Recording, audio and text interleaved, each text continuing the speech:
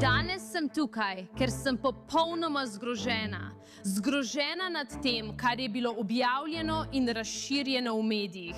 In iskreno sem jezna. Kar se je začelo kot zaseben spor med dvema najvišjima uradnikoma v enem od okrožij v Marylandu, je zdaj v bistvu postalo javni fiasko. Saj sta se izvršna direktorica okrožja in šerif praktično spopadla zaradi obtožb o golih selfijih. Dobrodošli v oddaji Sidebar, ki jo predstavlja Law and Crime. Sem Jesse Weber.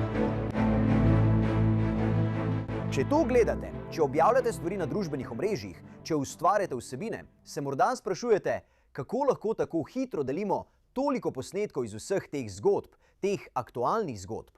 Uporabljamo nekaj, kar se imenuje Opus Clip. To je celovit urejevalnik z umetno inteligenco, ki zelo olajša rezanje, ustvarjanje in nalaganje videoposnetkov na katerokoli platformo. S pomočjo umetne inteligence Opus Clip ustvari dodatne kadre, ponovno uokviri posnetke in celo očisti zvok. In je zelo enostavno. Samo obiščete opus.pro/opus.pro/site.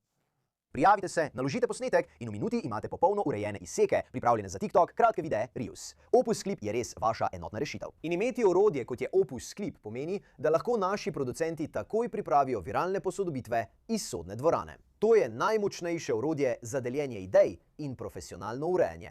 Zato pojdite na opus.pro, pošiljnica opus.pro/signi, da dobite en teden brezplačno in nato 50% popusta. 3 leta sem bila prisiljena znova in znova odgovarjati na iste lažne obtožbe.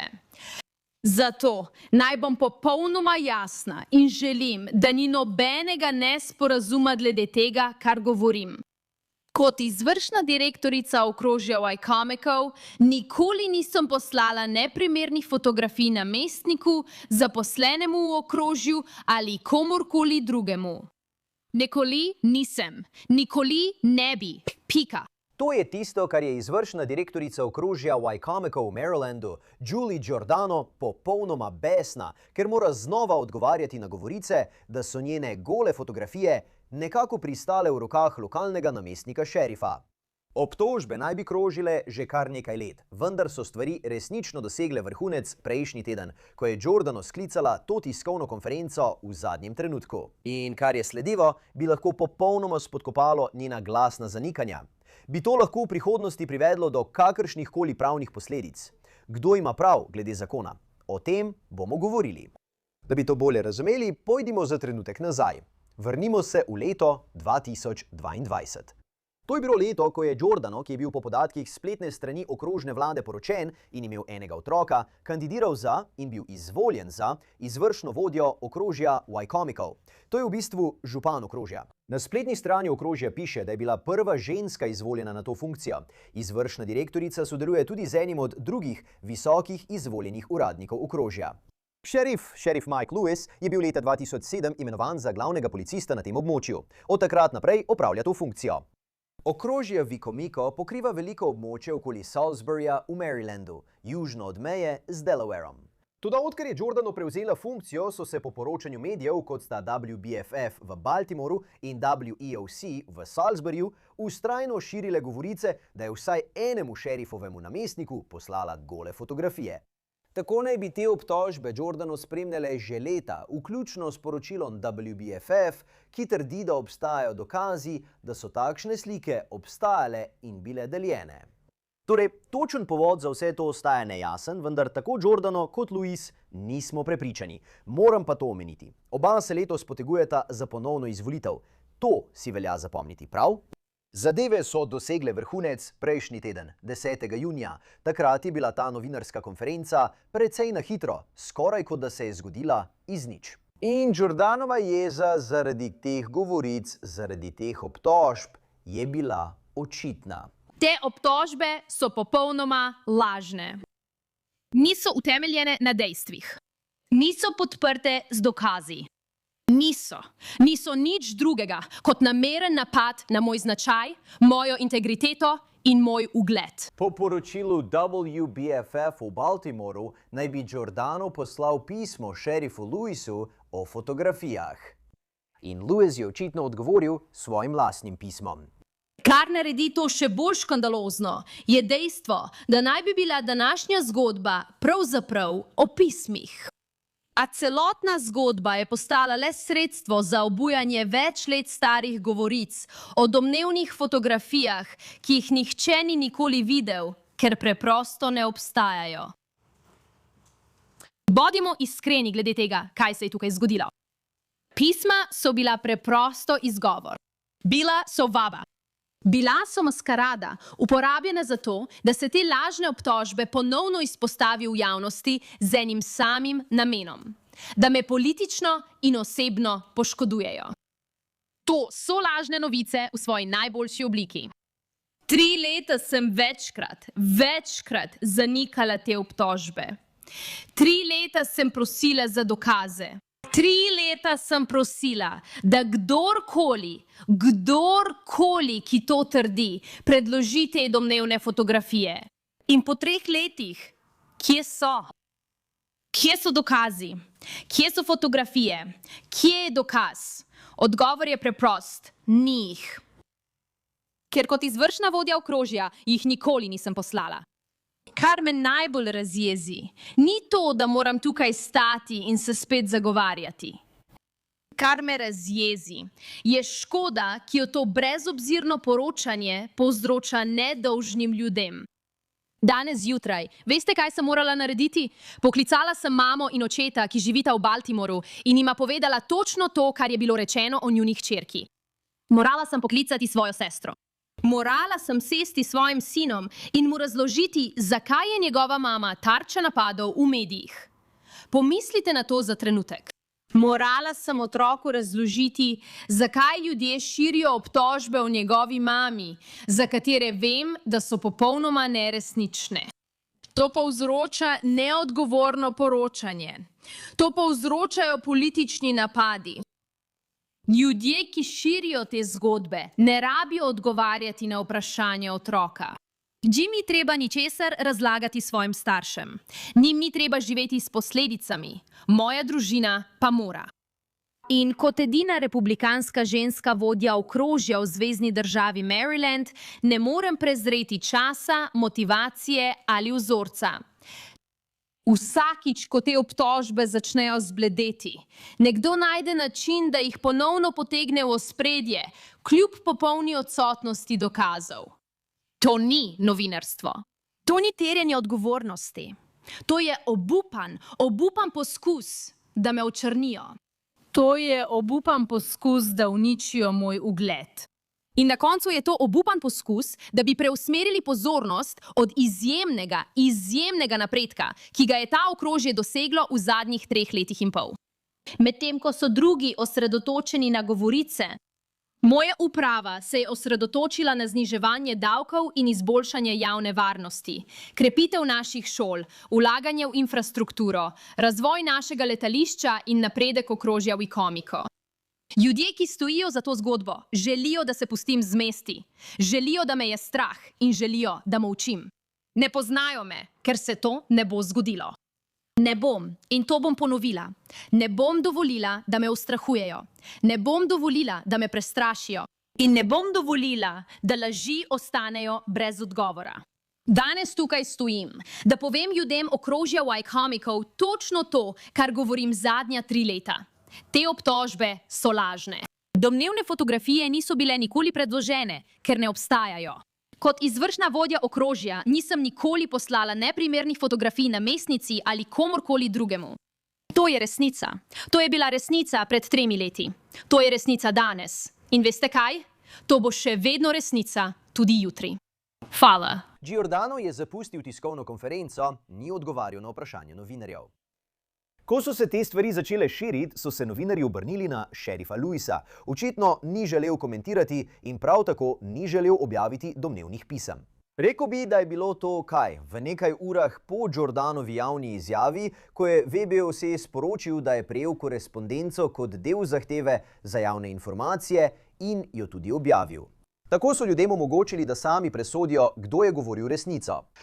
To pismo, ki ste ga prejeli na uradnem dopisnem papirju izvršnega direktorja okrožja v Icomiko v Marylandu, datirano na 12. september 2024, je bilo očitno poslano in naslovljeno na šerifa Micka Louisa. Tukaj piše, citiram, Spoštovani šerif Lewis, po dolgem premisleku vam pišem, da uradno zahtevam preiskavo domnevnega deljenja pornografskih slik mene strani enega od vaših namestnikov. Globoko zaskrbljujoče je, da bi namestnik delil takšno fotografijo, še bolj pa skrbi dejstvo, da ste priznali, da imate takšno sliko v posesti. To ste omenili zasebnemu državljanu, skupini posameznikov v Annapolisu, pri čemer ste dodali, da je bila slika poslana z vladnega telefona ter na sestanku z vašim glavnim namestnikom, državnim tožilcem, pomočnikom direktorja za administracijo in menoj, vse brez mojega soglasja. Odkar smo nazadnje razpravljali o tej zadevi, po mojih informacijah, noben član vašega poveljniškega osebja, vaši namestniki ali katerakoli zunanja agencija niso začeli preiskave. 13. februarja 2024 ste Matthew Lightslow, namestniku direktorja za administracijo, povedali, da po zakonodaji Marylanda maščevalna pornografija velja le v kontekstu intimnega razmerja med strankama. Čeprav se strinjam, da med mano in zadevnim namestnikom ni bilo nobenega takega intimnega razmerja, je vaša razlaga zakona o maščevalni pornografiji v Marylandu napačna. Zakon ne zahteva intimnega razmerja med posamezniki, da bi prepoved razširjanja eksplicitnih slik veljala. Noben član šerifovega urada okrožja Wycomico ali kateregakoli drugega organa pregona nima dovoljenja, da bi imel v lasti kakršnokoli vizualno upodobitev mene z razkritimi intimnimi deli ali med spolnim dejanjem. Mimogrede, tam je morda tipkarska napaka. Videli boste, da bo to kasneje obravnavano v šerifovem pismu. Nikoli nisem dal soglasja za ustvarjanje kakršnekoli vizualne upodobitve mene z razkritimi intimnimi deli ali med spolnim dejanjem. Nikoli nisem nikomur dal soglasja za razširjanje kakršnekoli vizualne upodobitve.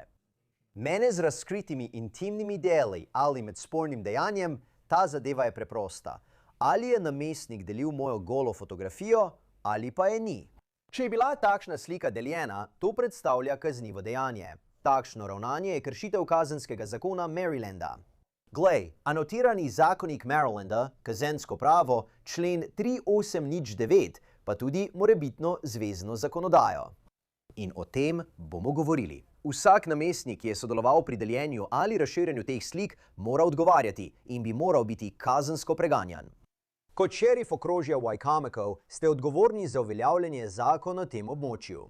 Prosim vas, da zahtevate preiskavo v tej zadevi, saj vem, da je vaš urad v navzkrižju interesov in sprožite obtožbe proti odgovornemu namestniku, saj imate informacije o tem domnevnem kaznivem dejanju. Pripravljen sem v celoti sodelovati pri vsaki preiskavi. Hvala za vašo pozornost v tej zadevi. Moj osebni odvetnik in jaz pričakujeva posodobitev glede situacije do konca meseca. Spoštovanjem, Julie Giordano, okrožna izvršna direktorica.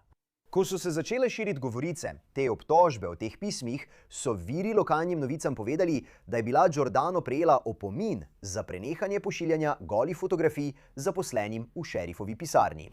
O tem bomo govorili še v nadaljevanju, vendar se zdi, da so se nekateri podatki izgubili v prevodu, saj je bil odgovor šerifa Lewisa 4. oktobra 2024 res da omenjal izraz cease and desist, vendar je bil precej oster, prav? Tukaj piše, citiram, izvršna direktorica okrožja Giordano 30. septembra 2024 sem prejel kopijo pisma po elektronski pošti iz vaše pisarne, ki ste ga napisali vi, v katerem ste uradno zahtevali preiskavo domnevnega deljenja pornografskih slik vas strani enega od mojih namestnikov. Odkar smo nazadnje govorili o vašem pošiljanju, citiram, golih selfijev enemu od mojih namestnikov, niti vi, niti kdorkoli drug niste zahtevali začetka preiskave glede morebitnega širjenja teh, citiram, pornografskih fotografij.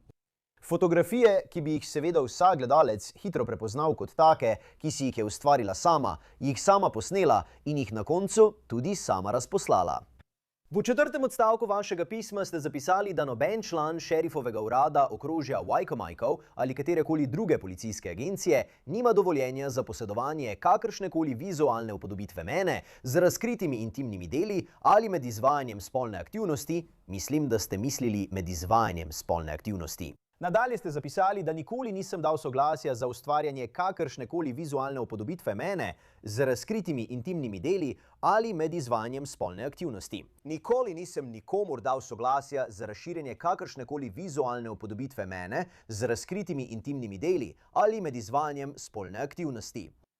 Morda bi morali o tem razmisliti, preden ste poslali tiste selfije svojega telefona. Po vaših besedah je ta zadeva preprosta. Imate izbiro, gospa okrožna izvršna direktorica. Kot ključna priča v zadevi z golimi selfiji sem popolnoma pripravljen pričati o tem, kako je namestnik zaprosil za dovoljenje, da vstopi v mojo pisarno in zapre moja vrata. Medtem ko je stal poleg moje mize, je namestnik začel brskati po več vaših golih selfijih, ki ste jih očitno posneli sami, zdaj pa so bili šokantno prikazani na mobilnem telefonu mojega namestnika. Teh golih selfijev nikoli nisem prejel na svoj mobilni telefon in nikoli nisem bil v posesti teh pornografskih slik, ki ste jih ustvarili sami. A človek se lahko le vpraša, koliko drugih je videlo ali prejelo te iste fotografije, morda celo od vas. Kar se tiče vizualnega prikaza vas med spolno aktivnostjo, nikoli nisem trdil, da sem videl ta video. Kot ste omenili v 6. odstavku vašega pisma z zahtevo, sem v navzkrižju interesov in moja agencija ne more izvesti preiskave v tej zadevi. Več kot pripravljen sem zahtevati uradno preiskavo o tem, od kod izvirajo te pornografske slike, gole selfije. Zahtevo bom podal preko državne policije Marylanda ali urada državnega tožilca. Ko se preiskava začne, bo to verjetno privedlo do izdaje naloga za preiskavo in zaseg vašega mobilnega telefona, osebnih in službenih naprav s strani preiskovalcev. Da opravijo popoln forenzični pregled in potrdijo, da so iste fotografije, ki so mi bile pokazane, dejansko izvirale iz enega od vaših mobilnih telefonov ali iz prejšnjega telefona, ki ste ga imeli v lasti. Vsa izbrisana sporočila, fotografije in e-poštna sporočila so popolnoma obnovljiva, ne glede na to, kako zelo se nekdo trudi, da bi jih uničil. Seveda, ko bo preiskava zaključena, ne boste več mogli zanikati svoje lastni upravi ali prebivalcem okrožja Y-komikov, da te fotografije ne samo obstajajo, ampak tudi vaša besedilna sporočila, telefonski zapisi in drugi video dokazi, ki podrobno opisujejo vaše dejavnosti in življenje kot izvršna vodja okrožja Y-komikov. Kot šerif okrožja Y-komikov sem globoko prizadet in osramočen, da bi drug izvoljeni uradnik prinesel takšno sramoto okrožju, v katerem sem se rodil in odraščal. Naši državljani si zaslužijo več. Moj osebni odvetnik in jaz se veseliva vašega pisnega odgovora, v katerem boste navedli, katere preiskovalne ukrepe želite, da sprejmem, da bi zagotovil sodelovanje zunanje agencije za popolno preiskavo teh resnih obtožb. Prosim, odgovorite v 14 dneh, torej v 2 tednih. Z nestrpnostjo pričakujem vaš odgovor. Hvala za vašo pozornost glede te zadeve. Spoštovanjem, Michael A. Lewis, šerif okrožja Y-komikov, Maryland. V redu. Veliko je tukaj za razmisliti, veliko za razumeti. To me je popolnoma presenetilo. Naj zdaj povabim posebnega gosta. Z mano je Daniel Sokovic, ki je odvetnik za pravice žrtev in zastopanje na sodišču. Bi veliko vedel o tem. Najprej, Daniel, moram ti povedati, da mislim, da še nisem videl takšne korespondence med izvoljenimi uradniki. Mislim, da še nikoli nisem videl korespondence med vodjo okrožja in šerifom, kaj šele glede obtožb o maščevalni pornografiji. Ampak tako, to dopisovanje, pismo za pismom, si že kdaj videl kaj takega? Ne, mislim, prebral sem to pismo šerifa in res je neverjetno, da bi kaj takega zapisal na uradnem dopisnem papirju. Poleg tega, kako zelo se je motil glede kazenskega prava, je sama zamisel, da bi potem šel in okrivil nekoga, ki trdi, da je žrtev pornografije brez privolitve, absurdna. Še posebej pa, da za to uporabi uradni dopisni papir. Mislim, kar je noro je, da če prebereš spodnji del pisma, piše: prosim, zdaj se posvetujte z mojim zasebnim odvetnikom. Torej, očitno razume, da so možne posledice. Uporablja tako javno funkcijo kot svojega zasebnega odvetnika, da bi, vsaj po mojem mnenju, nadlegoval žrtev spolnega napada. Pogovorimo se o tem za trenutek. Torej, začnimo z zakonom. Začnimo z zakonodajo Marylanda. Tudi če nekdo ni bil v intimnem razmerju z drugo osebo in tudi če je nekdo naredil fotografije samega sebe, ker je veliko govora o tem, kako naj bi pomočnik šerifa domnevno pridobil te fotografije, če to drži. Ampak kakšno je pravilo? Niti treba biti v intimnem razmerju z nekom, da lahko vložiš tožbo zaradi maščevalne pornografije. In niti ni pomembno, lahko si fotografije prostovoljno naredil sam, ali je pomembno, ali si jih komu poslal, ali ne. Sploh ni pomembno. Maryland ima dokaj standarden kazenski zakon o maščevalni pornografiji. Gre za to, da nekdo razširja intimne slike z namenom škodovati, nadlegovati, ustrahovati, groziti ali prisiliti osebo, ki je posnela fotografije. Zdaj obstaja še drugi del, ki pravi, da oseba ni mogla privoliti v razširjanje in da je imela razumno pričakovanje, da bodo slike ostale zasebne. V tem zakonu ni ničesar, kar bi reklo, da je moral biti prejemnik slik tudi dejanski namenjeni prejemnik. Ta oseba je morala biti tista, ki jih je prejela in nato delila. Tega tukaj ni. Ni pomembno, zakaj ste slike posneli.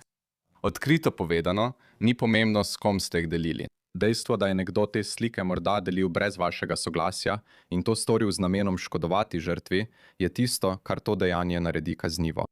Torej, ni razumnega pričakovanja zasebnosti, ki bi bilo izničeno, če pošljete fotografijo nekomu drugemu. Ker bi bil argument, hej, sam si jo poslal, ne moreš kriviti nikogar drugega za to, kar se zgodi. To je, kot da bi nekdo ukradel fotografijo z vaše naprave ali iz oblaka, ali pa jo sam neprimerno poslal naprej. Samo ideja, da če si jo poslal, nimaš pravice trditi, da si žrtev česarkoli, ker si jo dal v javnost, to ni res. To je 100% pravilno. Sicer ti zakoni sploh ne bi imeli smisla. To je podobno zmotni predstavi, da poročen moški, mož, ne more posiliti svoje žene. Samo dejstvo, da si z nekom poročen, ne pomeni, da privoliš v spolni odnos. Samo dejstvo, da deliš svojo intimno sliko z nekom, še ne pomeni, da privoliš, da se ta deli z vsem svetom. Naj vas nekaj vprašam. Ko omenjajo zvezno, morebitno zvezno kaznivo dejanje, ali gre za takedown act? Tako je, ko je bilo to pismo poslano, v tistem času ni obstajalo nobeno zvezno kaznivo dejanje. Torej so verjetno mislili na civilni zakon, ki je začel veljati, to je 15 USC 6851, ki dovoljuje le civilno tožbo. Vendar pa je bil pred kratkim sprejet zakon Take It Down Act, ki zdaj določa, da je deljenje tuje slike brez soglasja kaznivo dejanje. Kaj se tukaj dogaja? Ker imate ta pisma, ki si jih izmenjujete iz leta 2024. Zdaj slišimo o tem. Kaj se je zgodilo v zadnjih 2 letih? Ker je vse vrelo. Veš, govori se o tem, da želite preiskavo. V redu, izdano bo nalog za preiskavo vaših telefonov. Prišlo bo do izmenjave informacij. Kaj mislite, da se je zgodilo v zadnjih 2 letih? Ja, mislim, da moramo najprej pogledati to odzivnost na podlagi poročila o zločinu, ki ga je prijavil šerif Lewis. Koncept, da bi zapisali, da ste bili žrtev, a zdaj to odpira vrata meni, drugemu političnemu posamezniku v skupnosti ali preiskovalcu, da pridobi dostop do vseh vaših osebnih naprav, vseh vaših izbrisanih informacij. To je oblika zastraševanja. Ni pravilno. To pravzaprav ni resnična izjava, nujno, to, kar on pravi. Prav tako pa ni nekdo, ki bi bil kdaj usposobljen za zastopanje žrtev ali dela v organih pregona pri primerih spolnega napada. Nikoli ne bi smel reči nekomu, ki podaja prijavo in trdi, da je žrtev, tudi če ne verjame obtožbam. Obstaja razlog, da je v večini zveznih držav deljenje intimnih slik nekoga brez njihovega soglasja opredeljeno kot spolno kaznivo dejanje. S tem se v New Yorku ukvarjajo posebej usposobljeni policisti. S tem se ukvarja enota za posebne žrtve, tako kot vidite v televizijski oddaji. Ko je bil civilni zakon sprejet na zvezni ravni, je bil sprejet v okviru zakona o nasilju nad ženskami, ker obstaja razumevanje, da je deljenje intimne slike nekoga brez njihovega soglasja oblika spolne zlorabe. In zdaj imate šerifa, ki nekomu pravi, da je to v redu. Lahko podaš prijavo, če želiš, ampak to ti bo uničilo življenje. To je v bistvu tisto, kar ta oseba sporoča posamezniku. Zato ne razumem, kako bi lahko javnost sploh zaupala, da bi kdo njihovo prijavo vzel resno, ko pa je nekdo, kot je šerif Lewis, pripravljen to zapisati in poslati žrtvi. Kaj se je torej zgodilo po letu 2024? Nažalost se zdi, da je to pismo dejansko služilo kot odvračilo za šerifa Medforda. O kakršnikoli preiskavi nismo slišali ničesar. Zelo verjetno je, da se je izvršna vodja okrožja odločila, da ne bo nadaljeval s postopkom vložitve kazenske ovadbe. In zdi se, da so ta pisma kasneje prišla na dan kot rezultat zahteve za dostop do javnih evidenc po zakonu FOIL. Kot odgovor na njeno dejansko zanikanje, da bi ti posnetki sploh kdaj obstajali. Mislim, bila je odločna na tisti novinarski konferenci, da kot izvršna vodja okrožja nikoli ni pošiljala golih fotografij. Ne spomnim se, če je bila tako odločna, da bi rekla, da jih nikoli ni posnela, ampak zdelo se mi je zanimivo, da je imela to tiskovno konferenco. Kaj si ti misli o tem? Veš, mislim, da žal v družbi še vedno obstaja stigma za posameznike, ki se odločijo posneti svoje intimne fotografije. Dejstvo, da je sama v svojem prvotnem pismu te slike označila za pornografske, nekako kaže, da je s tem povezana skoraj sramota in da ljudje verjamejo, da bi to lahko vplivalo na tvojo politično kariero v prihodnosti. In dejansko smo videli, da je to vplivalo na politično kariero posameznikov, ko je to prišlo v javnost. Mislim, da je veliko tega povezano s sramom, ki je lahko prisoten, če si določene starosti in še vedno deliš te slike, ter sprejemljivostjo tega v družbi. Danes je žal skoraj tako, kot da je to prvi zmenek ali že naslednji intimen korak, ko nekdo deli svoje intimne slike. Obstaja določena raven zaupanja in zato je veliko teh zakonov tudi nastala. Zato verjamem, da je del tega tudi njen poskus zaščititi tisto, kar vidi kot svoj ugled. Ne vemo, kako je, če so te slike res obstajale, in zdi se, da so šerif do njih prišel. Obstaja veliko načinov, kako storilci lahko pridobijo te slike z nečijih naprav, bodisi s hekanjem, bodisi prek tretje osebe. Imeli smo primer v New Jerseyju, kjer je nekdo pridobival dostop do telefonov svojih sodelavcev, se pretvarjal, da nima dostopa do svojega telefona in si nato prek airdropa pošiljal intimne slike drugih ljudi na svoj telefon ter jih delil na spletu. Torej, ne poznamo vseh dejstev. In tudi povedal bom, da je ta kazenski zakon zelo ozko opredeljen. Torej, obstaja možnost, da ko je ta namestnik delil slike s šerifom, tega ni storil z namenom povzročiti škodo.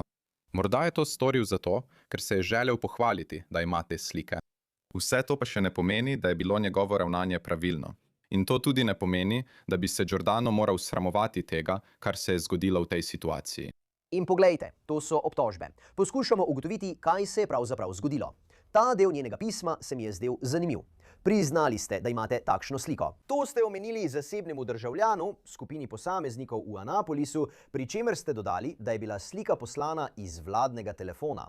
In na sestanku z vašim glavnim namestnikom, državnim tožilcem, pomočnikom direktorja za administracijo in menoj, vse brez mojega soglasja, se res sprašujem, kako je to izvedela. Mislim, če predpostavljamo, da je vse to res, da je imel te pogovore. Mimogrede, on je zanikal, da bi imel sliko osebno, rekel je, da mu je bila poslana. Kako mislite, da je vedela ali naj bi vedela, da je imel te pogovore?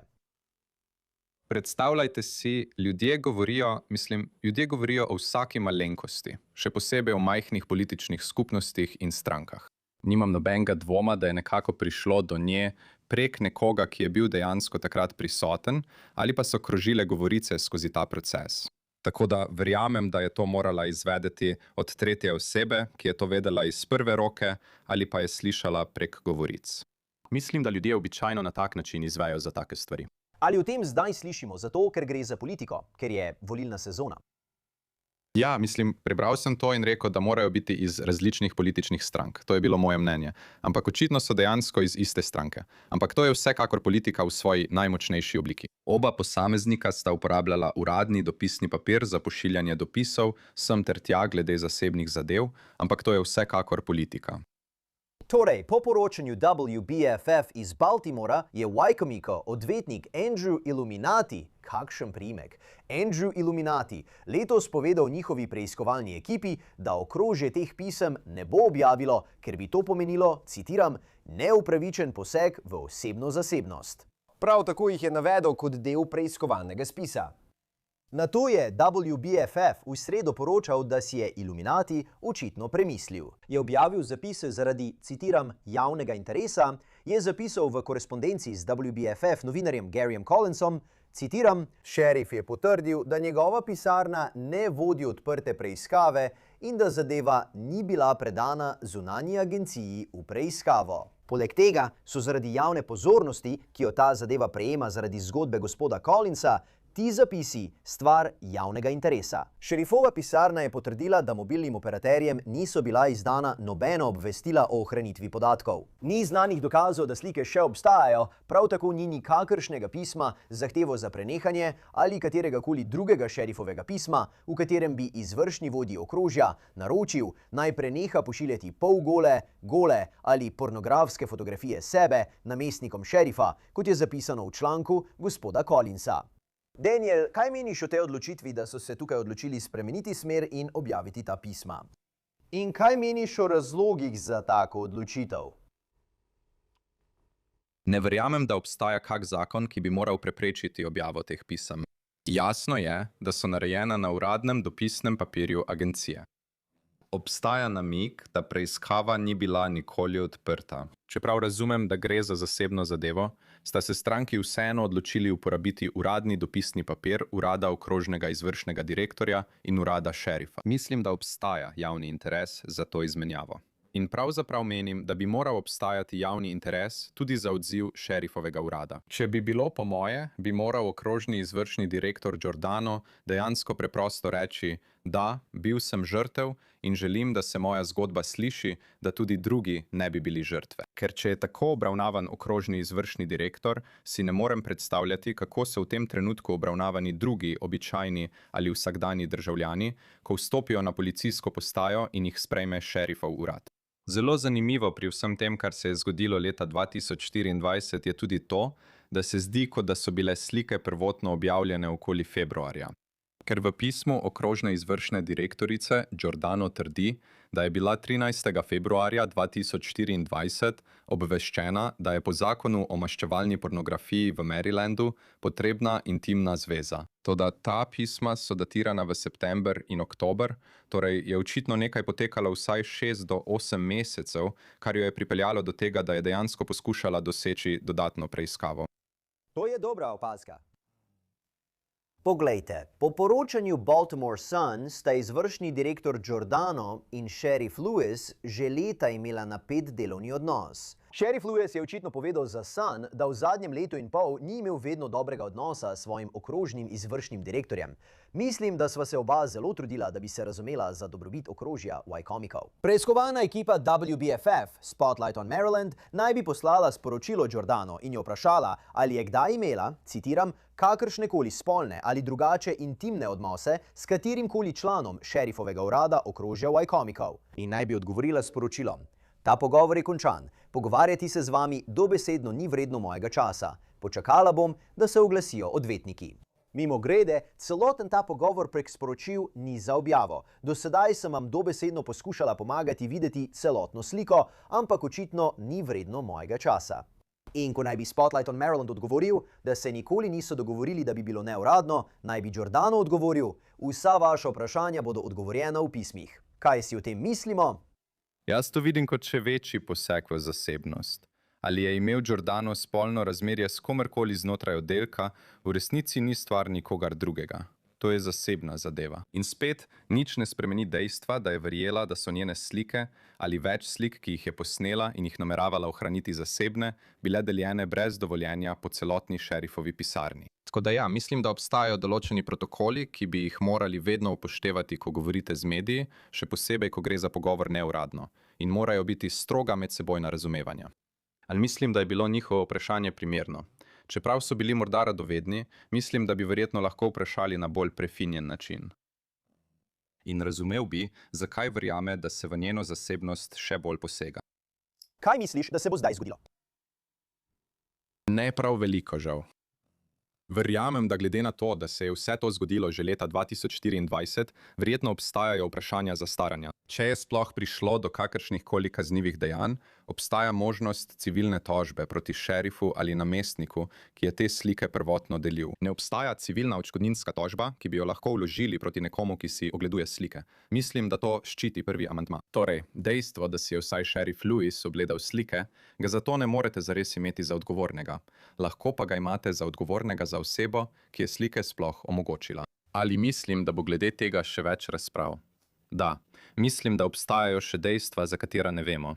Upam pa, ponovno, zaradi vseh ostalih v okrožju, da bodo policisti resno premislili, kako so ravnali v tej situaciji in ponovno razmislili, kako bi ukrepali v običajnih okoliščinah. Saj tak odziv povzroči, da se oglasi še več žrtev in prav zato so bili ti zakoni sploh sprejeti. Ja, to je res nenavadno. Zdaj je zelo javno. Daniel Sokovic, najlepša hvala, da ste si vzeli čas. Zelo cenim. Hvala, cenim, da ste me povabili. In to je vse, kar imamo za vas tukaj na Sidebarju. Vsi skupaj najlepša hvala, da ste se nam pridružili.